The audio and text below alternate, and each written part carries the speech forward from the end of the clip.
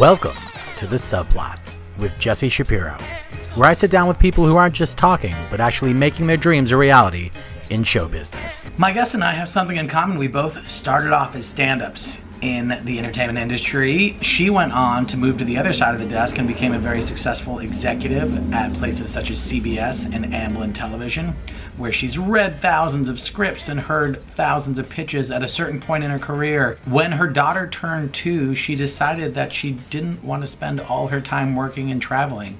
So she became a consultant, and she also helped create the CBS Diversity Institute Writers Mentoring Program, which she's run for 14 years, and also helped create the WGA showrunning training program. She helps writers, directors, producers, people, executives move their careers to the next level. I had an incredible time talking to her.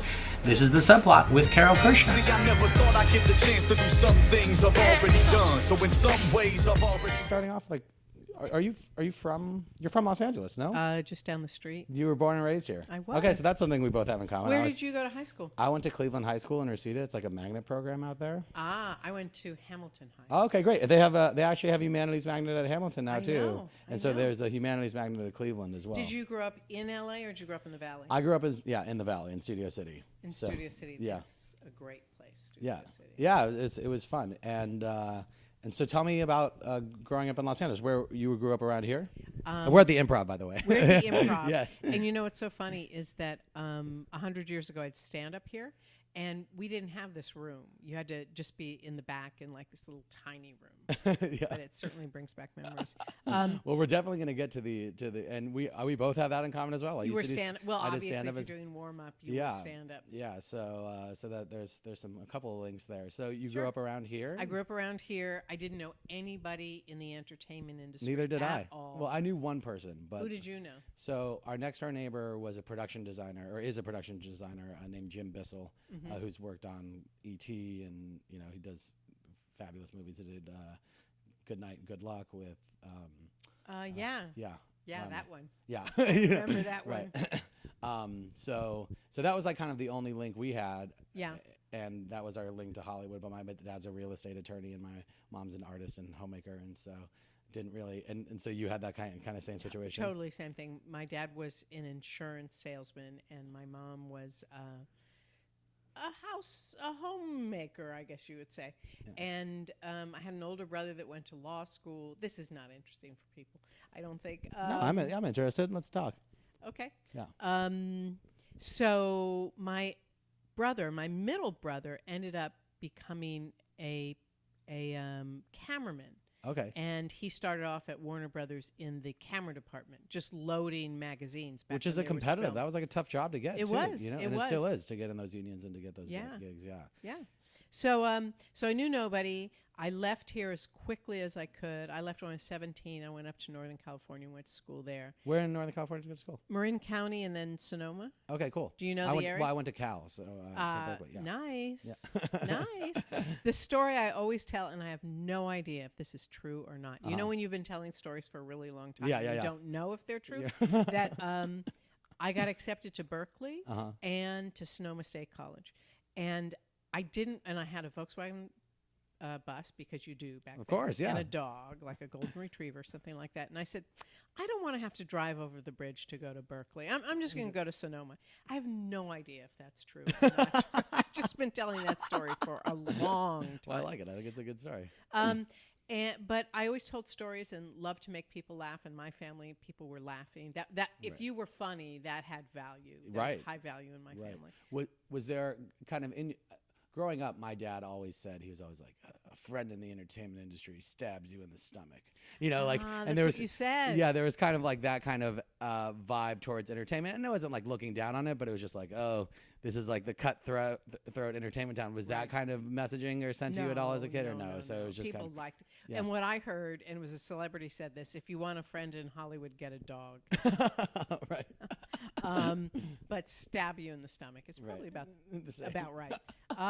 No, I mean, we really liked entertainment, and nobody thought you could do that as a job, but it was, we loved, I grew up listening to Richard Pryor and Bill Cosby, which we won't go into now. Right. And I would listen to their records over and over and over again. And I just thought that was great. I didn't know you could do it, but I thought it was fantastic. And that was the first kind of, was that when you first started thinking, hey, this might be a business that I want to get into, when kind of listening to those records, or was that still kind of far away? That was still really far away. What I knew was that I didn't want to have a 9-to-5 job.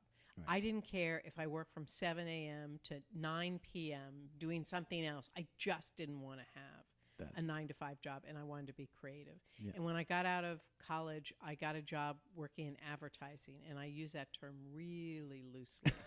What? Really loosely.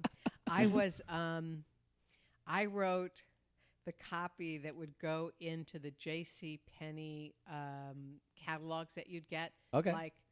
Like, it's fall. Get a beautiful yellow sweater. I mean, and I was so proud that I had a job that they paid me to write. Yeah, I mean, that's still an accomplishment. I mean, yeah, that's cool. And then I became a waitress. Okay. And are you still in Northern California at this time? No. I came back down to L.A. with my boyfriend, and that didn't last. But I was here, and I worked as a waitress in 3 different places, and then decided I didn't want to be a waitress anymore. It's like, excuse me, I went to college. Why am I being a waitress? Right. And I applied for a job at a museum, the Skirball Museum. Okay. It wasn't what it is now. It was a small museum. And I got a ticket on the way there, and I thought, well, I'm not going to get this job because I got a ticket. But I ended up getting the job. And the people there were all sort of very cultured, upper middle class people. And we were certainly lower to middle class people. And I never went to a museum growing up. So I really got immersed in culture, which was fantastic. And there was a woman there that was a volunteer because they were all rich. And she said, I have a friend who's a writer-producer who's starting a production company. Are you interested in being an assistant? And I said, absolutely not, because I was a stand-up comic working here at the Improv and the Comedy Store and other clubs. And I really thought I was going to be rich and famous in about 2 months. Right. But that night I thought about it, and I said, what the hell are you thinking? And I came back and I said, absolutely. And so when did you first decide that you wanted to pursue stand-up comedy? Was that kind of your first foray into entertainment? Absolutely. Okay. I worked at the museum, and I had a friend, Susie Friedman, who said, you're really funny. You should do open mic. And I said, that's pretty scary, but okay, because I love making people laugh. Right. So I did open mic at the Comedy Store, and the first time it went really well. It was like, whoa.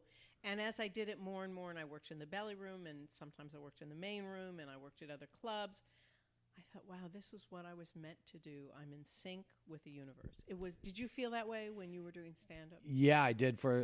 I did stand-up for around 2.5 years to 3 years. And when I was first doing it, I really did feel like this is what I want to be doing. And then it was very similar to you, actually, because while I was doing stand-up, after college, I moved to Boston. I started doing stand-up out there. Yeah.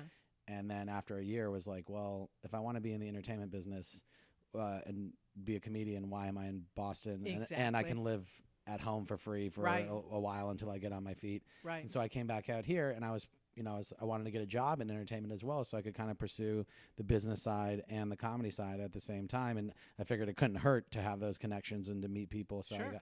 I got an internship. And Where did you get an internship? It was a management company called Power Entertainment at the time, and so they represented like Cheech and Chong and different comedians, Eugene Levy, some different comedians. But it, definitely kind of doing comedy and pursuing the business at the same time was, and it sounds like that's kind of what you fell into as well in terms of being an assistant and then also doing stand-up. Yeah. And what happened was, and I'm not proud to say it, but after doing it for about 3 years, just like you, I realized I had been a talented beginner. I mean, that just, some people have it, some people don't. I was just talented. But there comes a time, and you know this, when you really have to buckle down. Yeah. And if you're going to be successful, you have to work at horrible clubs. And I thought, even if I was I really didn't feel I was going to be Whoopi Goldberg or Lily Tomlin. I thought I was talented, but I didn't think I was brilliant. And your life is traveling 300 days a year, staying in motels. And I thought, I am a Jewish woman. I was not meant for this kind of life. And I just went over to the other side of the desk. We had a very similar experience because working at the internship, I ended up getting a job as an assistant there. Oh, great. And then, so I was advancing the dates for all of these very successful comedians who are, top 1% of stand-up comedians. Yeah. And I'm looking at their lives, and it's fly out on, Wednesday for Thursday morning press. You fly back Monday. They've got 7 shows. They're making good money, but they're in town for 2 days. And I thought I could, okay, let's say I reach that level in the next 2 years. I could do that during my 20s. Sure, I'm in my 20s. I was like, but I'm kind of a homebody. Like once I hit my 30s, like I'm not going to want to be on the road all the time. And that's if I'm the most successful, lucky enough to be the most successful person out there. And so that's when I kind of realized, and I also realized I wasn't doing it. Like I didn't have the work ethic to want to be out there 5 nights a week. Yeah. I feel like I just didn't have a hole in my heart that was like, I need to do this. And I need audiences to be laughing at me. Right. And so that's, I ended up getting the job booking here. So I went from an assistant to the talent booker here when I was 25, which was like Do you know Zoe Friedman? Yeah, of course. Yeah, Zoe's a friend. Yeah, she's fantastic. And so I want to have her on the show at some point. You should. Yeah, she's around. Yeah. So that was kind of my evolution. And then once I got here, I was booking, but I saw like I would get calls from casting directors who'd say, hey, we're looking for these type of comedians. Right. And I would put together a showcase for like Adam Sandler's production company when they were doing I Now Pronounce You Chuck and Larry. They wanted guys that look like firemen. So I'm like booking the funniest guys out there for this showcase, and they're performing for the director who comes in. Right. And I'm like, so even if I'm a super successful comedian, I've still got to audition for this director. And I was like, I want to be the director. Exactly. I need to have some power. I want to have some control over it. So that was kind of my evolution. And it sounds like you have very similar. Yeah. Very similar. You have a moment where you wake up, and I have to tell you, and shortly after I made the decision, I went to a wedding and I saw a woman who we had done stand-up together, and she's talking to me, and she said, Mitzi just screwed me over. She didn't give me a good time slot. And I thought, I am so glad I am not doing this anymore. Exactly. Yeah. But it probably took me 5 years to get over the fact that I sort of abandoned what was my dream. Probably the same thing for me too, I would say. Yeah. It's definitely, unfortunately, I get that out through the warm up, although I don't really consider that, it's a different art form in itself. Yeah. If you want to call it an art form. I would call it an art form. It's hard. Yeah. Especially when people are there for 9 hours. Yeah. Well, I've been doing a couple of those recently. Yeah. Yeah, it is difficult. At a certain point, you become more of a politician as a warm up. Yes. Especially if it's a paid audience. Like I see a lot of the same people coming back over and over again. I'm like, what's up, Jim? How's it going? Here's that candy. You're going to laugh for me today, right? Oh, sure, Jesse. So amazing. So you get your first job as an assistant, and you're continuing to do stand-up at the same time. No. Once you got the assistant job? After about 2 months of working for these 2 guys, and I just want to say how I got that job. Yeah. It's in the book, but so I had the meeting with the guy, and we really hit it off because I was funny and charming, and charming really goes a long way in this business. Right. And smart. And I'm not being self-aggrandizing. I mean, that's just what it takes. Yeah. And he said, okay, I'm going to New York in the morning, and I have an early flight. I'll be back in a week. I want you to read these 3 scripts and give me coverage. And I said, fine. And he left, and I left. And then I thought, what the hell is coverage? I had no idea. And this was before the internet. So I called up people that I knew from stand-up who might know somebody, Right. And I had to drive across town to Santa Monica to pick up examples of coverage. And I stayed up all night. I read those 3 scripts. I wrote the coverage like I saw. And I put it on his doorstep so he would have to trip over it before he left for New York. He called me about 2 days later, and he said, you know what, this was awful coverage, but the fact that you would do that, that's the kind of person I'm looking for. And so I got that gig. There's a lot of people that wanted that, but because I did that and went that extra step. Right. Yeah. And I think, since you got your first job in entertainment, has the basics of how to get your foot in the door in the entertainment business changed, or is it still kind of the same principles? It is 95% the same principles. It really is. The only difference now is that because there is no barrier to getting your work out there, if you're a performer, if you're a writer, if you're a director, excuse me, There's some water. you can put your work out there, Yeah. and you may be discovered. Right. That's the only difference. But that is so rare. That's lightning in a bottle. So it's still about perseverance, knowing somebody who knows somebody who knows somebody, and then just going 120%. For it, right. Yeah. And so for someone who's listening out there right now who maybe doesn't live in Los Angeles, who wants to get their foot in the door, what are your kind of recommendations for them on how they can get their first Hollywood job or Right. internship, whatever that might be? Well, if they're already out of school, and then we'll come back to what Yeah. you do if you're in school, what I recommend is that they get a job locally at a television company, at a television station, even if it's Access, at an advertising agency, at a marketing, something, and if they can get onto any kind of production as a PA, because then you have it on your resume, Right. and then you can translate that here. Because if it's on your resume already that you've done something, as you know, Yeah. then the chances of you getting to do it again are much more likely. If you're in school and you have a school that has any kind of a Hollywood connection, then you try and get an internship through school. If not, I would get IMDb Pro, and I would email and cold call every single production company out there. Right. And try and get a job as an assistant or as an intern or as a PA.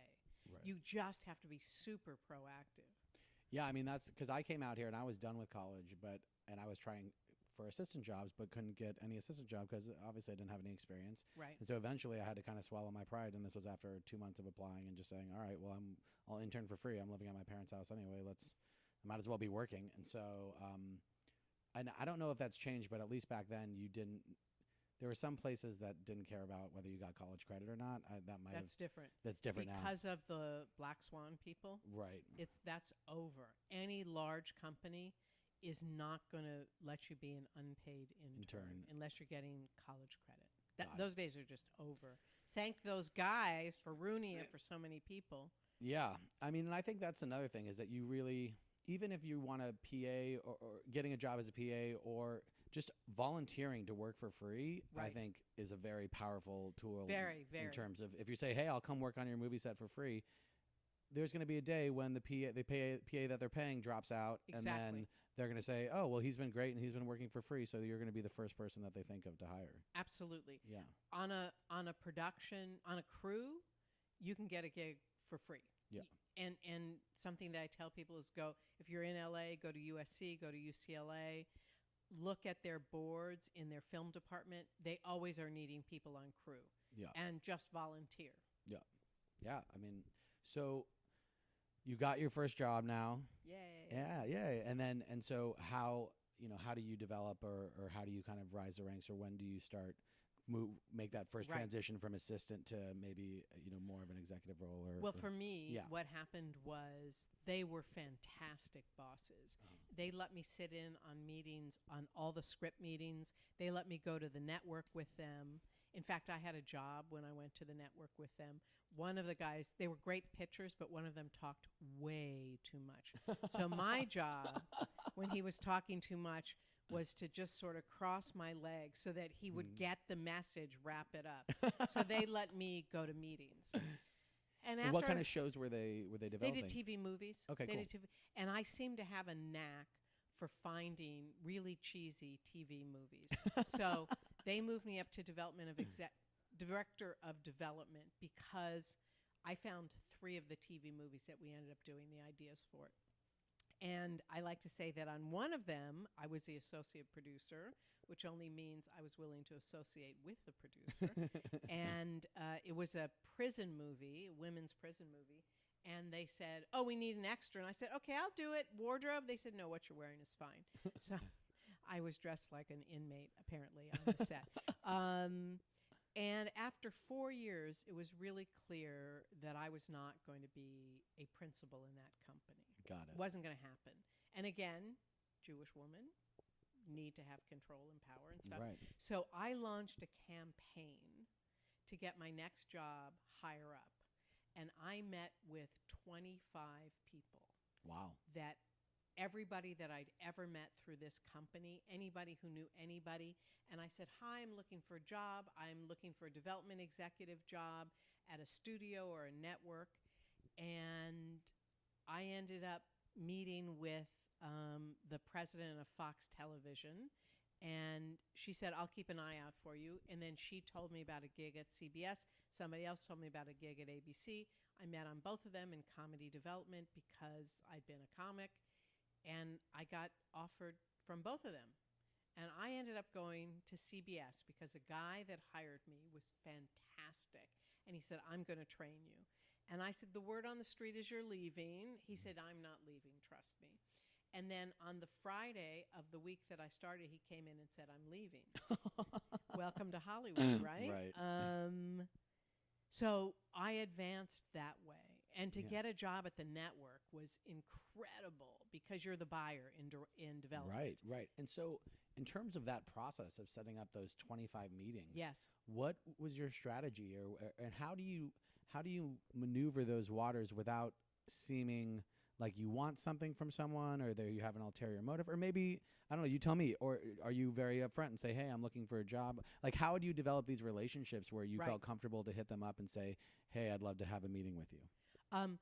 I knew them through meetings and other things because I went with the guys, or I knew them through somebody who, and what I said is, it's been a wonderful run at this company, but I'd like to make a move, and if you have 15 minutes, I'd love to get your advice. Get your advice. Not asking them for anything, because the truth is, if you meet with somebody and you ask for advice, if they're impressed with you, they will recommend you to other people they know, and they'll keep you in mind. Right. And they'll say, you know what, I don't know of anything, but I'll keep you in mind. So you go, you chat, you're charming, you're funny, you're prepared, you know what business they're in, you know what shows they do, you know what projects they're developing, and you impress them. And I just said, I'm going to get the next job, and I'm going to meet with as many people as I possibly can. Were you at all concerned about tipping off the company that you were working for? They knew that I wanted to leave because I'd been there for 4 years. Got and it. I'd gone as far as I You could could go, go. and I had their blessings. Cool. And so I guess another question I have for you is in terms of that is it feels like when you're networking in Hollywood, a lot of times you're talking with people who everyone's talking to see what they can get out of another person. Not always, but I mean, that's Pretty. a lot of people have that feeling or vibe. And so as someone who doesn't want to play that game, or obviously you have to play the game, but how can you do it in a genuine way where you're not just you don't feel like you're using people or that you just only care about what someone can do for you as opposed to caring about them as a human being and an individual? That is a great question. Yeah. And I hate the word networking because it conjures up sort of a slimy person backing you into a corner, telling you about themselves and seeing what you can do for them. I like the word connecting much better. And there's 2 things I recommend, maybe 3. I forget what I put in the book. One is, instead of focusing on what they can do for you, just really think about what you can do for them. Yeah. And that takes the pressure off because you're not being slimy. You're not trying to get some. You're really there seeing if you can help somebody. And the second thing is only talk to people where you're having a genuine connection. If you don't have an agenda, I've got to meet this person, I've got to meet that person, this person has to read my script, this person has to give me a job, and you just talk to somebody on a human level, just talk to the people you connect with. Right. And then follow up with them. Right. That's real. And no one person probably is going to make or break your career. Right. So if you take that pressure off, that really helps. And start really slow. I say, if you do no connecting, no networking, say I'm going to do 1 a month. Right. And meet 2 people and then leave because you're a success. Yeah, and in your book, which if you're someone who's new or even not new to entertainment business, you should definitely get the Hollywood Game Plan. There's a part that you mentioned that I thought was great, where if you're really worried about connecting or networking, just set a goal for yourself to just smile at 3 people and take baby steps towards it. And I think that's helpful, because a lot of people don't want to play the game or feel disingenuous. And I think that it's great to know that there is a genuine way that you can do it, and think about how you can help them. Like, all right, so question I have is, let's say you're a writer who's new to the business and you're trying to and you think to yourself, I don't have anything to offer people. Like, is there any advice that you have for someone like that maybe doesn't know, like, what, if you don't feel like you have something to offer, is there something that they can offer? Yeah. You can, as you said, you can work on somebody's set for them, somebody doing a web series. You can say, I'm happy to help you. You might know somebody that you could connect them with and say, you're looking for a sound person. It's funny because my roommate's best friend is a sound person and he'll work really cheap. Or you could say, I'm happy to read your script and give you notes if you'd like that. Instead of, I want you to read my script, I'm happy to read your script. Right. No, that's great. That's fantastic advice.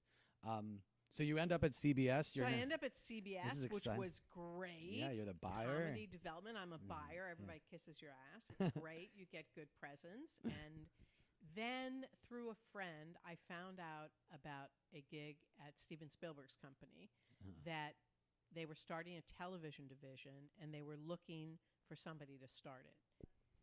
And I said, yeah, I'll never get that job. But you know what? I'm going to go for it. And it was, okay, this is so Hollywood, but this is how it happens. The person that told me about the job was somebody who'd come in to pitch to me at CBS. We hit it off. I got invited to go to their summer place at the beach for a couple of days. And then when their friend who was looking for the person at Amblin said, I'm looking for somebody, they recommended me. It was very competitive. It was very competitive. I can imagine. But part of what it was I wasn't a Stevenophile. I thought he was great, but I wasn't like, oh, Steven Spielberg. Right. I just thought he's great. Yeah. And I really prepared for the meeting, and I did a visualization that I was going to be great, and I just talked to her, Kathy Kennedy, and thought, how can I help them, and had ideas about television, and they were impressed. What were some of the ways that you prepared for the meeting, or that you could give advice to people to prepare for meetings? I knew everything that they'd done. I knew about the woman with whom I was going to be meeting, the 2 of them. I really thought about television and what the state of television was. I had some ideas prepared ahead of time. I had thought about small talk ahead of time. I remember us talking about, will people still go to movies? I said, absolutely. You want to sit in the dark. You want to. And I was passionate. Right. I was passionate without being desperate. And this visualization I did was I visualized I'm waiting I got there early.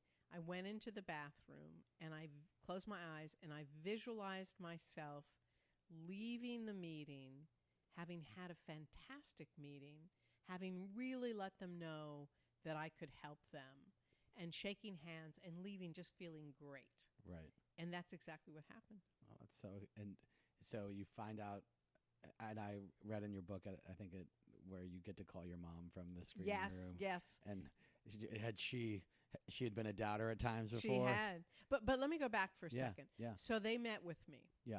And I used every contact I had that was upper level to contact them and say, you need to hire Carole. So lawyers and agents and managers who knew them that were very highly respected, because you need that. You need an army of people saying that they should hire you.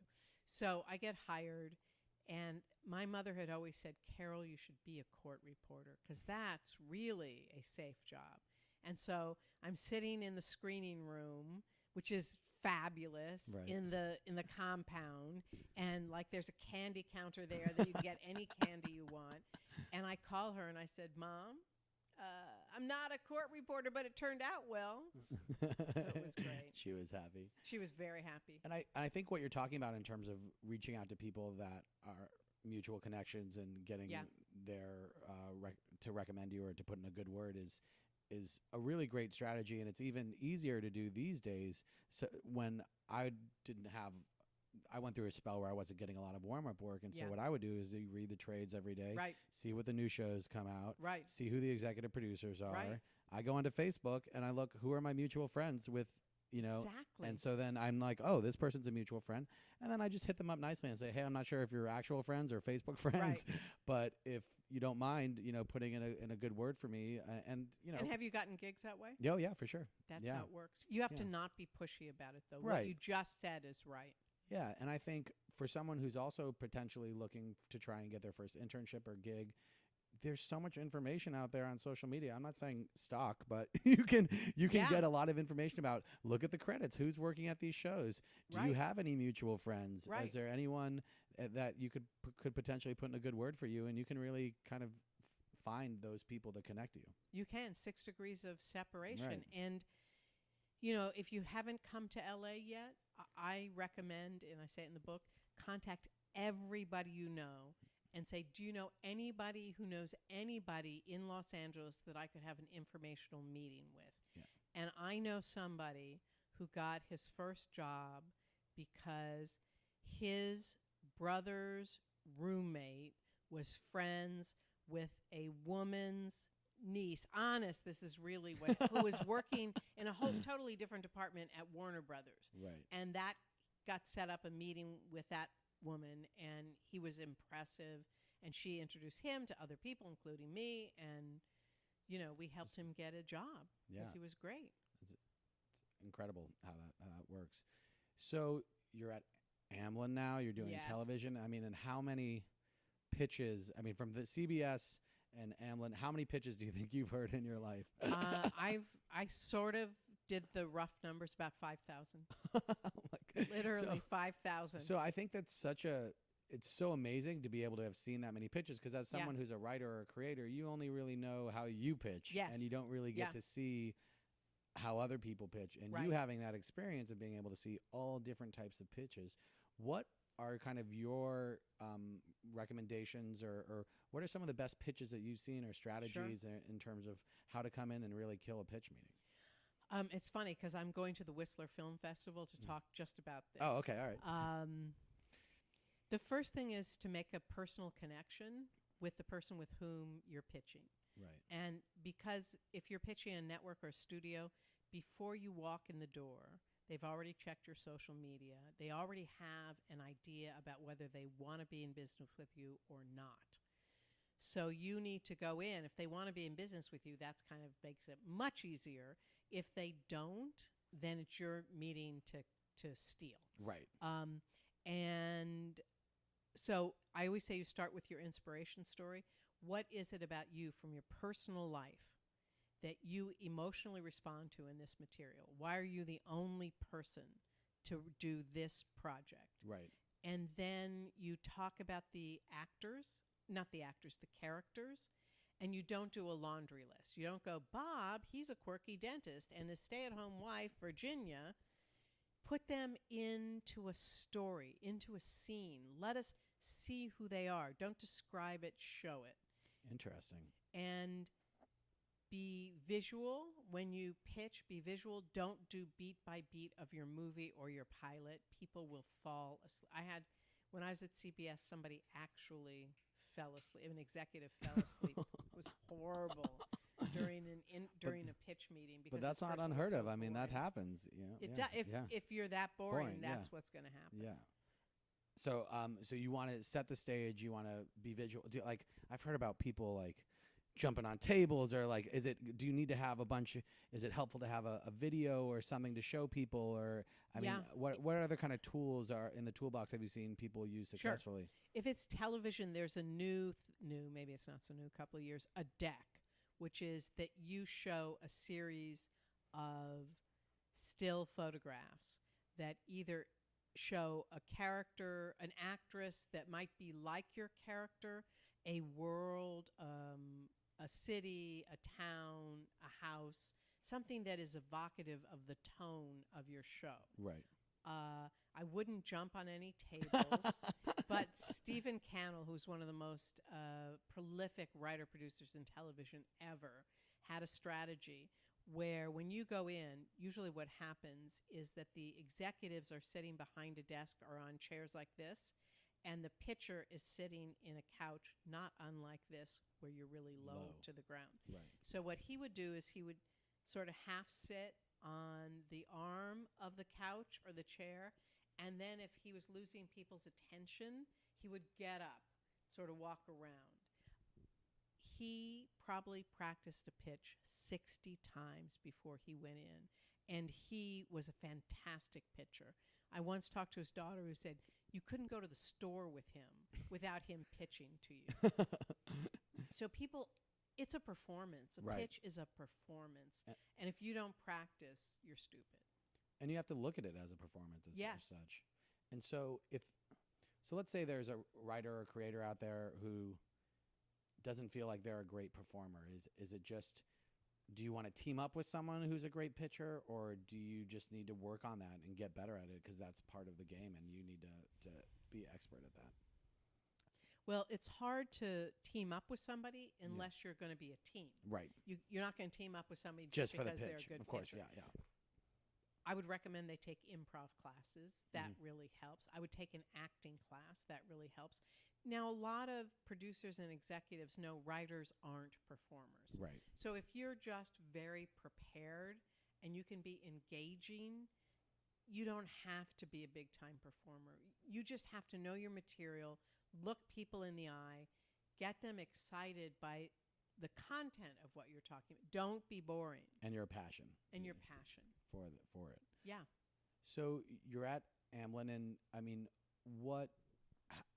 how long are you there for? And I mean, I was there for 2 years, Uh-huh. and they didn't pick up my contract after that, which was devastating. But it turned out to be for the very best. Yeah. Because my life changed after that. I ended up deciding I was going to be a consultant. But I want to say about rejection. Yeah. What I did was I felt terrible for 1 week. I bought shoes. I ate ice cream. I cried. I would drive around here, as a matter of fact, because I live near here, and I would listen to this old song called Smoke Gets in Your Eyes, and I would be weeping while I did that. Right. And I did that for a week, and then I said, you're done. You're done. And I started making calls to everybody I knew, and I got another job within 3 weeks. Wow. And then another job after that. And then I became a consultant. And I created the CBS Diversity Writers Mentoring Program. Yeah. And from there, I was asked to help Jeff Melvoin with the curriculum for the Writers Guild of America Showrunner Training Program. Which is a very prestigious program. It is. Yeah. I'm very proud of it. As well as a diversity initiative as well. Yeah. So talk to me a little bit about transitioning in this business. You're an executive, and then you decide to be a consultant. And I think there are a lot of people in this industry who are kind of looking over the fence at the grass on someone else's and like, I'd rather be doing this, or I'd rather be doing that. Is it easy to transition in this business, have you found? What's advice that you give to people who are interested in potentially transitioning into another role, whether it's going from a business to a creative side or one part of the creative to another? Yeah. It's about having a really clear mission statement for yourself, knowing what you want, using every single contact you have. Like I did my campaign to get the job at CBS. Let people know what you're interested in and ask for their advice, especially people who may have transitioned the same way you're looking to transition. How did you do it? Please tell me how you did it. Please give me your advice. What's the pitfalls? What should I be looking for?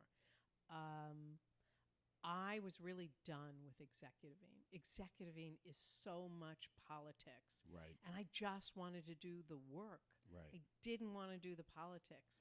And so I don't even remember how I got my way into CBS, but I did and found what I loved. So in terms of the politics versus work, because this is, it's an interesting question that I have a lot too in terms of, as a warm-up, it's nice because I get to go in for 2 hours and I don't really have to deal with a lot of the politics that Right. are there. I just have to do my job, do it well, and if the audience is good, I don't really hear much, Right. other than good job, we love the audiences, so on and so forth. And so Yeah. that's really nice to be kind of like the fun guy who gets to walk in, say hi to everyone, Yeah. and then walk out and not have to deal with kind of like the daily grind and politics. And I do that. That's pretty much a part-time job for me in terms of actual hours, and then I kind of do my own indie films and I made a feature film, and so part of me. Congratulations. Oh, thank by you. the I way. appreciate that. That's not easy. Yeah. And so part of me is kind of likes my life right now in terms of that, because I don't. In terms of if I take, like, when I did my indie film, I raised all the money myself. I produced it, and it ended up doing well. But what I loved about that process in that film is 100% me, right? Exactly. And I have complete, like, what my goal is, I want to have creative freedom. And as soon as you take money from networks or from other people, and it's not in a business structure like an indie film where it's like, hey, I have director's cut, you give up, that Some creative. creative control, and there's tons of politics involved. And so I'm just kind of curious, because you work with huge showrunners and different and writers, like, are there people that have creative freedom and are working for Netflix, or you have to reach a certain level in this business and have that juice. And so I guess I'm just kind of wondering, is it possible to have creative freedom and also work within the system, or is it, if you're working within the system, you're pretty much going to have to give up some of your control? It depends on who you are. Let me go back for a minute. Yeah. When I left Amblin on my last day, I'm driving out of the parking lot, and I thought, you know what? It was great being there. All you have to do is say Steven would like, and all the doors open. But I thought, I want to work on my own stuff. Even if it's this small, I want it to be mine. Right. So like you, if you're Shonda Rhimes, if you're Ryan Murphy, you can have creative control. If you're Mr. Robot Guy, you can have creative control. But if you're taking somebody else's money, they have a say. Yeah. Unless you're at the pinnacle. Right. Unless you're the top. Yeah. Yeah. Yeah. And so in terms of making that transition for you, you kind of took your own creative control back in your life. Yes, I'm a I did. consultant. I want to work for the people that I want to work for. I Right. want to work on the programs. And so has that been, just in terms of that, like, do you feel from what you said earlier, that was the right decision for you? I'm the luckiest woman in show business. Yeah. I don't have to do any politics. I just have to keep my clients happy, which is CBS and the showrunner program. And I get to help people. That's all I do, is help people. People return my calls, not because of who I am, but because of the programs I run. And I'm self-employed. My daughter, when she was 2, and part of the reason I changed from being an executive to being a consultant was the nanny was raising my daughter. The nanny and my husband, I said, Right. why did I have a kid for this? Yes. Yeah. So I became a consultant. I love my work. I love what I do. I am so lucky that I get to do it. It's the best thing that ever happened to me. I wouldn't be an executive again if you paid me. Right. And I think that's it, is for you, there's something, it's bigger than yourself, Yes. something that you've connected to, and you're not in the game because for the power or for the money or for, No. it's for you, it's about being creative, helping people. And I think in terms of when you're consulting with people and helping people, is that advice that you give them to, like, tap into something bigger than themselves, or to have some goal that's bigger than just money and fame or notoriety? Because obviously that can be very fleeting, especially in this business. Yeah. I'm also a career consultant. Yeah. So I talk to people about achieving their goals, but also, and everybody that I work with in our first meeting, I give them a proposed game plan. You're here and you want to get to there. Here's the steps you need to take. I mean, Right. I've been doing this for 30 years, so I know what the steps are. Right. And I said, and the last thing I say is, be grateful and give back. Yeah. Because if you're not, you have to be a good human being. You have to be. Otherwise, why are you here?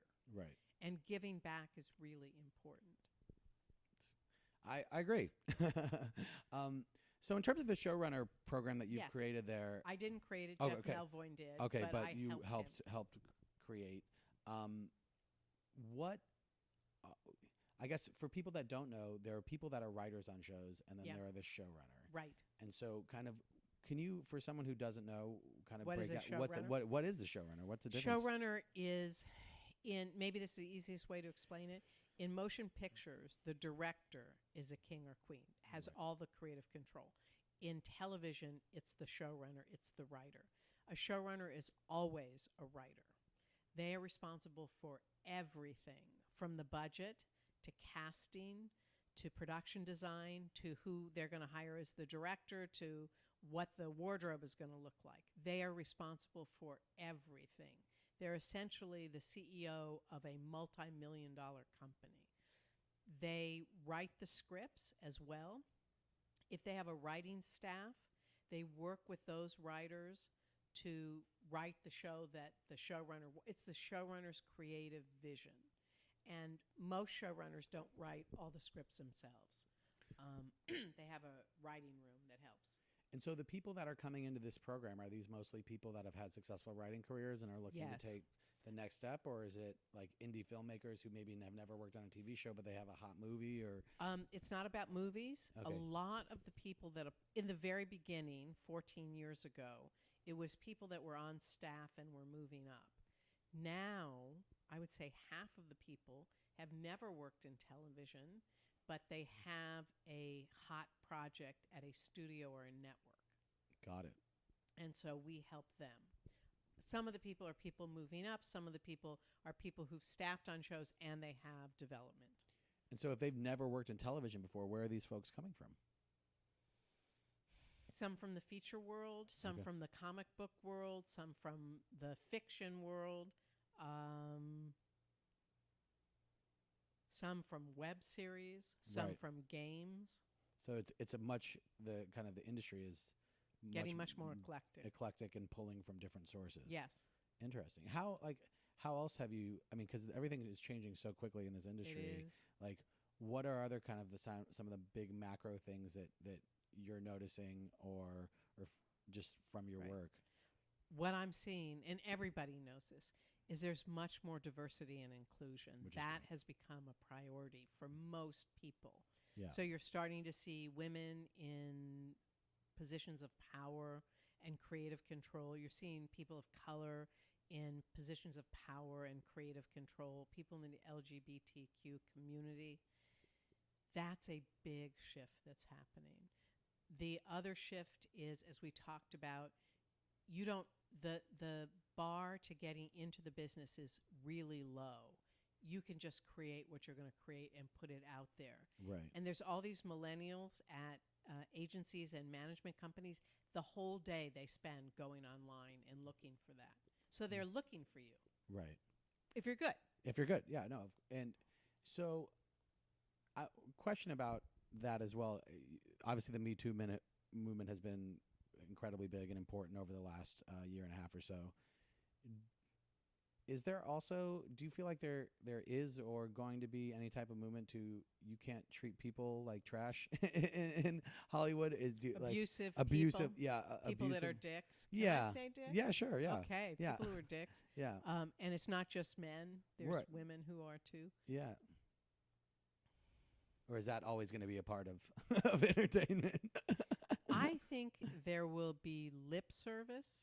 Yeah. I think if somebody doesn't cross the most egregious people, I think will have consequences. But Right. everybody else, if they're on the scale and they're not the worst that ever, they're not throwing things at your head. I think that this business tolerates bad behavior. I don't know how much that's going to that will change. change. And just part of what I'm interested in as well is just due to the democratization of distribution, Yes. whether we're going to start seeing, and this kind of goes in with the creative freedom idea as well, bigger creators just go directly to their audience and perhaps, obviously Shonda's at Netflix, but what if someone like Shonda Rhimes just said, hey, you can subscribe to Shonda World for Yeah. $5 a month, and she gets everything. Everybody, everyone's subscribing to her own. Is that a model that could potentially? It's happening. The disgraced Louis C.K. had a show, a television series, and he just put it online, and you paid for it online. It went directly to him. Right. So that is I haven't heard about a whole lot more of that happening, but it's a model out there. And how do you? I mean, it's a pretty. Because you're pretty much getting rid of the studio in that case. And I guess what really has to happen is there needs to be people with big enough audiences that can sustain that and do can that. pay for it, because somebody has to pay for production. Right. Yeah. Cool. And in terms of your consulting work and stuff like that, I just want to kind of hit on some maybe more of the questions that people out there might have. Sure. And there's always the age-old question, of course. How do I get an agent? How do you get an agent and a manager? And when is for instance, I've been in this business for 14 years. I made a feature film. I don't have an agent and a manager. Do you want one? I don't. I want one when the time's right and when someone reaches out to me. I'm not putting any effort into trying to get an agent and manager, just because when I booked the Improv, the people that were trying to, if you are actively trying to get an agent or a manager, agents and managers aren't interested. It's kind of like there needs to be some buzz around you and there needs to be some heat. And so for me, I'm just going to keep on creating things. And I feel like, well, when the right time, when something hits, something will hit. That's kind of been my attitude about it. But maybe I'm wrong. Maybe I shouldn't have that attitude. Here's what I think you should do once this builds, is you should get agents and managers on this show. Oh, of course. Yeah, definitely. Because then you're making a personal connection. Of course, yeah. When you ask an agent or manager, how does somebody get to you? They say, don't worry, when you're ready, we'll find you. Right. You get an agent or manager by winning a contest. So contests are important. Those aren't Contests are important, but only do the major ones. Okay. Schmagegi Film Festival is not going to help you at all, and it's going to cost you $30, and it's not going to help you. I haven't heard the word schmagegi in a long time. I know. You appreciate that. My dad used to call, go get out of here, you schmagegi. You schmagegi. Yes. Only do the top ones, because that's where people are paying attention. That's one way. Putting your work out there is one way. Doing podcasts that are super viewed is another way. Doing web series that break through is another way. Using any contacts that you know who knows somebody to get your material in front of an agent or manager. But they're only going to do it if they owe that person a favor. Right. The thing is that the work you get, often you're getting your first job. Right. Your agent or manager will be happy to work with you once you've gotten your first job. It's always you are the CEO of your own business. It's always your job to get work. And I think that's a misconception that a lot of people think, oh, it's my agent's job to get me work. And when that doesn't happen, if they do have an agent, they get really disappointed. But what I've noticed, because I was an assistant for a manager as well, is that the people that succeed in this business are creating their own opportunities, are getting their own jobs through their own networking. And if you think that just by having a manager and agent, your life's all of a sudden it's gonna be easy street and they're just gonna be throwing you work all the time, you're in for a rude awakening. You absolutely are. People think the promised land is getting an agent or manager, and that can certainly help. But you have to drive it. You have to drive your opportunities, as you said. Yeah. And once you do that, then agents and managers will be interested in you. Right. No agents or managers are interested in doing heavy lifting. Right. They don't want to break you. That's really hard to break a new person in. Yeah, and it's incumbent upon you to kind of create your own opportunities. Exactly. And even you need to give them stuff to sell you with. Exactly. So you can't just kind of expect to write one spec and then have that sell, and that's you have to keep on creating and making stuff for them to pitch you. Every agent and manager, when they read a great piece of work, will say, what else do you have? Right. So you can't just have one thing in your portfolio and expect to make it. Right. Some people do. I mean, all of this is subjective because there's some exceptions to these rules, but mostly not. Right. And I think the other part of it, for me at least, or is how I look at it, is I'm looking at this as a long game. Like, I'm not planning on just being in entertainment for 5 years and then going home. It's like I want to have a 50-year career in the entertainment industry, 60 years. And so, I'm I'm only 1/5 of the way in, maybe Yes. not even. And so I think that's having a long game for it, where I think people put so much pressure on themselves. Like, I need to have this tomorrow. I need to have Right. this tomorrow. I need to get successful by this Right. time period. But if you're planning on, if this is really what you want to be doing with your life, Right. then it's going to happen when the time is right, and to have some macro patience in terms of that. I think that's really important. Everybody, the cliche is Yeah. it's a marathon, it's not a sprint. Right. But if you're a creative person and you've been hawking your wares for 5 years or 6 years or 7 years and nothing has happened, you don't make that movie, Yeah. then you have to really look at it. Is this really the work for you? Is this really the business you want to be in? Right. And so in terms of that, what are with the writers that you work with and the successful people that you see, Yeah. are there some kind of like general habits Yes. that they have that you notice that you're like, oh, these are common threads amongst all these very successful people? Yes, I am in working with all the people I've worked with, hundreds and hundreds and hundreds of people. I sort of studied what made the successful ones successful. Hold on one second. Yeah. And I came up with 4 things that they all seem to have in common. Blazing hot material, not just good material, but blazing hot. They had a smart self-marketing strategy. They knew how to talk about themselves.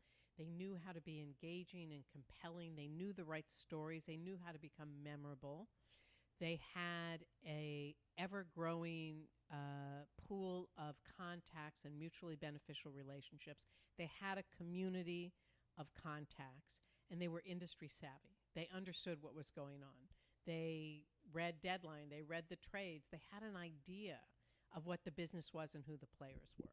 And that's what I work with my clients on. We get them going on all 4 of those sort of pillars, I call them. Right.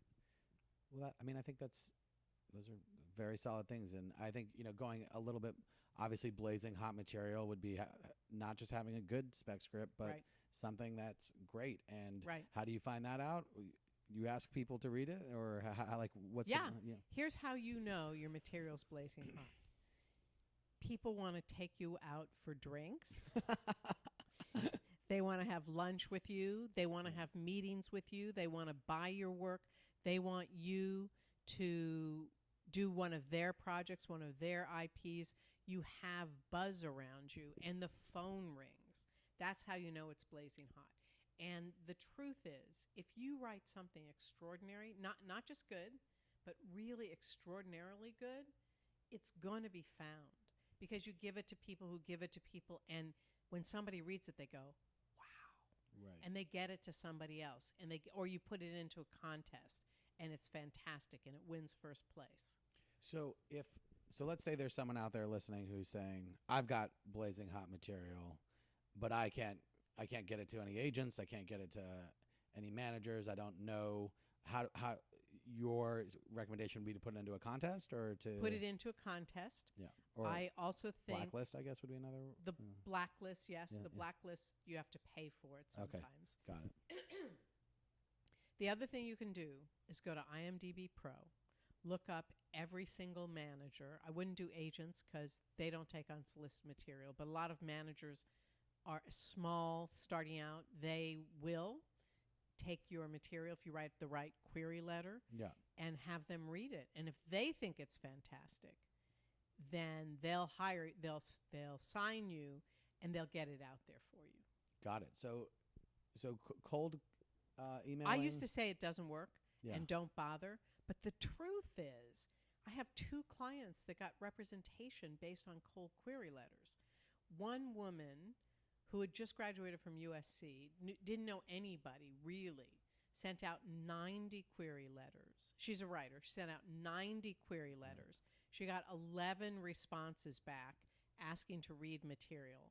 Of those, 3 of them said they wanted to meet with her, and all 3 of them wanted to sign her. Wow. So that happens. Well, and it's because when you think about it, like, all it takes is one person That's to want to right. sign you. Like, That's if you're right. willing to send out 90 query letters, and all it takes is one. People send out 10 and go, it doesn't work. And, Right. and it's the long game. You have Right. to do more. Right. And fascinating.